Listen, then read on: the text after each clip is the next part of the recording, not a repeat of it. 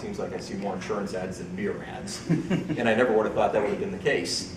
But for a long time, a lot of the messages were price-oriented, and part of that was necessary. It's to make sure people understand that you are priced competitively in the market, but there's more to insurance than just price. And credit to our agency for coming up with Mayhem and to our partners in marketing communications for the campaign.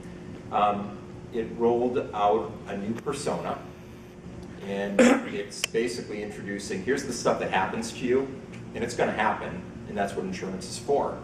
But it did it in a little bit more of a humorous way. Consumers initially were surprised because everybody's used to President Palmer or Dennis Haysbert who was saying, you know, all of the good things about insurance, the reason you buy it, you know, it's comforting, you're in good hands. And all of a sudden you've got Mayhem showing you that stuff happens and you need to be ready for it. People have engaged with him very rapidly. I mean, the turnaround from kind of the surprise into the embrace was measured in a matter of a couple of days. And whether you look at the number of fans that are engaging or the number of people who choose to reference Mayhem in social media, it's been very interesting. So people are engaging with the brand at a very different level, and it lets people think about both insurance and Allstate slightly differently than they would have before in the previous campaigns.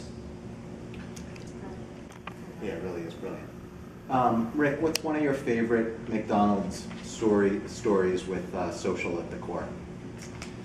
Well, I'm really proud of what we did with McRib last fall. And who's a McRib fan? Yes. And the reason I asked that question is that one thing that we found right away with McRib is that it's a very social product. The fans of McRib are very, very passionate about the McRib. When I came over to McDonald's about a year and a half ago, one thing that did right away is we benchmarked all of the products on our menu to figure out which ones are more social than the others. So I literally have an index of between McRib on the one end and then some other products on the lower end, which ones do people talk about the most, which ones have that natural sociability. And so when we looked at the McRib campaign, we realized that McRib it's like we hint that it's coming back because it's only on the menu for a limited time, and then people start just going crazy for it. And so we took a very, very methodical approach to how we did that this time. So we set this whole campaign where we were going to kind of spring it on everyone. And this was going to be early November. Turns out that it got leaked out, but luckily for us, it got leaked out to the Wall Street Journal. So you know, if it's going to happen, then that's a good thing to do. But we had all these mechanisms in place so that as these conversations were happening, we were going to be able to amplify them. We also wanted to put our put fans front and center. And so we did, with our agency, we did a lot of work to find who were the biggest fans out there. And so one guy in particular that I absolutely love, he put together a website called the McRib Locator. And it's a map of the country where if you see a McRib, you can report, okay, I saw this in Savannah, Georgia, and put a little pin on the map and Google Maps so you can zoom in and out on it. And then other people verify if it's an actual McRib site or not.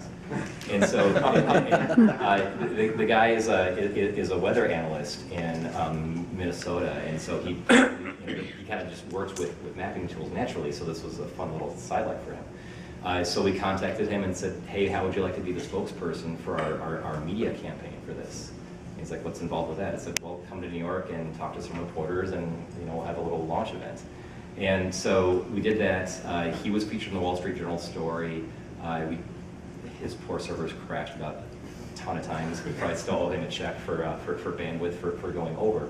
But what I loved about that campaign was that we did some things to kind of start the conversation, but then we peeled back. As a brand, we stepped away and let the consumers and the fans really lead the conversation through the next couple of weeks of the campaign.